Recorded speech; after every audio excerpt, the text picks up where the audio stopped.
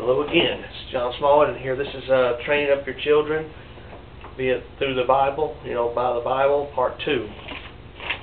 I left off in Proverbs 29, and I've finished that one, so I'm going to go down to Proverbs 28. Proverbs 28, verse 7. Whoso keepeth the law is a wise son, but he that is a companion of righteous men shameth his father. Now, righteous there is what the... most people ever heard of the word glutton or gluttony?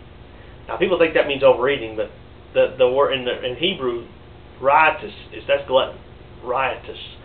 Somebody that's just a riotous person, a partier, a drunkard, a rebellious person, a slob, a morally loose person that has no morals about themselves. That's what a riotous person. That's what a glutton is. Whoso keepeth the law is a wise son, but he that is a companion of righteous men shameth his father. If you go out, these people, these children that go around in that crowd, they're going to shame their parents. And by the way, parents, if you let them go with people like that, you're a sorry, pathetic excuse for a parent yourself if you allow them to do that. Here you go. Here's your credit card. Here. I've heard those guys have probably been in jail before, but who cares? Hey, go have a good time. Here, use a condom. If you're going to be with some girls, just remember to use a condom. You're a sorry excuse for a parent. You'd actually tell your kids to do that. I keep them away from them. People just let their parents, they let their kids do what they want to. Where's the instruction in the home? Why ain't people? Nobody's using the Proverbs to teach their kids anything. They're using Dr. Phil, or they're using what they were raised by, or what some psychobabble doofus says, or basically, or what somebody else said, or basically they just don't have time for it. They're too lazy to think about it. They just say, just do something. I don't care. I'm watching a football game or something. I don't have time to worry about what happened in school. I got the Super Bowl's on tonight. It's basically they're thinking too much about themselves. So then when their kids are needing the leadership, you're not around. You're too busy to think about yourself. So they just go find somebody else that's going to give them leadership. And it's not going to be the Bible either. It's going to be some kid. It's going to be some sorry person, and they're going to go to them, and they're going to end up being raised that way because you weren't there. And this is going to be they're going to grow up, and they're going to be all messed up everywhere. And you're just going to, and then the parents sit around wondering, well, why are they like that? It's because, ultimately there's going to be their fault, but you have a lot to do with it yourself. You're an accessory to the crime too. For some of it's your responsibility, your fault.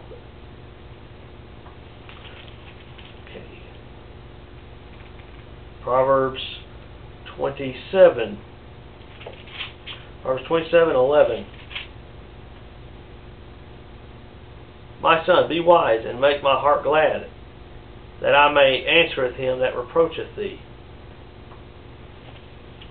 Proverbs 26:3.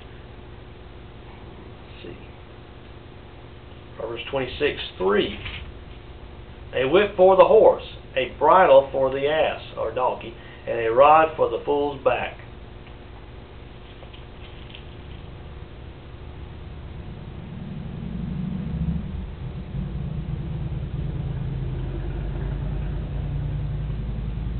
Proverbs, let's see, I think I have a hard time. Alright. Okay, I see Proverbs 23. Proverbs 23.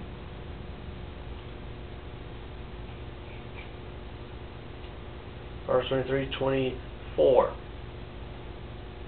The father of the righteous shall greatly rejoice, and he that begetteth a righteous child shall have joy of him. Proverbs 23:13-14. Withhold not correction from the child, for if thou beatest him with the rod, he shall not die. Thou shalt beat him with the rod, and shalt deliver his soul from hell. It tells you if you do not withhold correction, rod or reproof.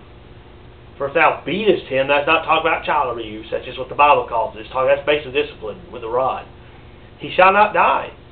He doesn't say he's going to kill him. See, right here it says, he shall not die. It doesn't say he's going to die. If you beat him with a rod, he'll die. It says he shall not die. Thou shalt beat him with a rod, and it shall deliver his soul from hell.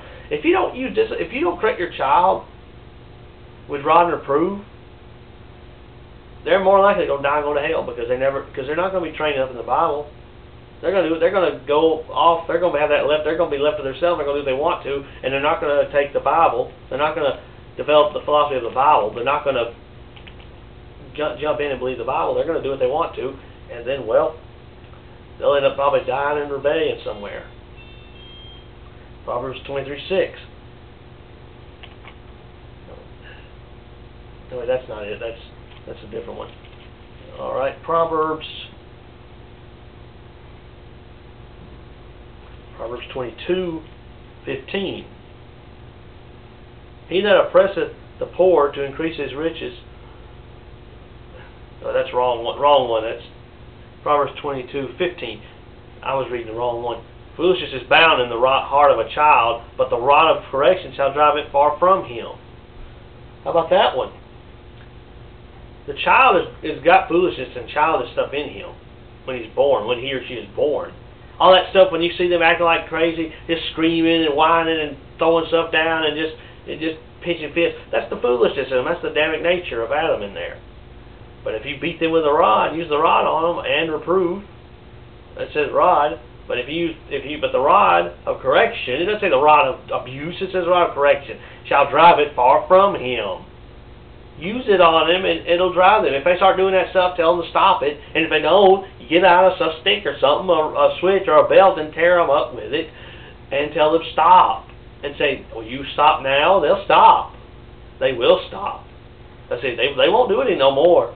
And eventually you won't have to use it no more if you keep using it on them and are consistent with it. By the way, you have to be consistent with it and repetitious with it. You don't just do it every once in a while. You do it. They do something wrong, you tell them not to do it. They do it anyway. Go there and tear them up with it. If they do something they don't understand, you just have to have the discernment to know when to use rod and reprove. Correction by words or use the rod. You got to know which one. You got to use them both. Sometimes it needs both of them. Sometimes just one or the other. If you do that, you'll have to discipline them less. It'll go less and less and less as you go on because they'll eventually get the picture and get it, and they'll quit acting around and quit acting up. All right. Proverbs 22:6. Train up a child in the way he should go, for when he is old, he will not depart from it. You parents that leave your children to themselves, you're not training up the child. Something else is. Well, in a way, you are training them, but you're training them the wrong way. They're going to watch you and take personality traits and everything of what you do, and they're also going to pick up what they see on the TV from their friends, from other people, because you're not teaching them anything. So they're going to make up their own philosophy, and they won't let it go to their old, even at their old age, they'll still have it because that's why they were raised up.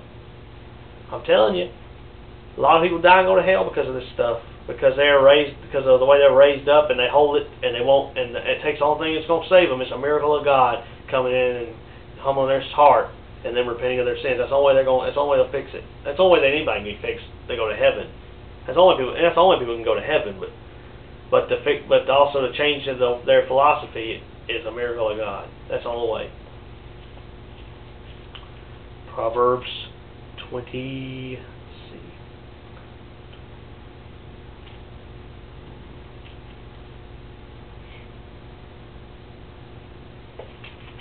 Proverbs 20.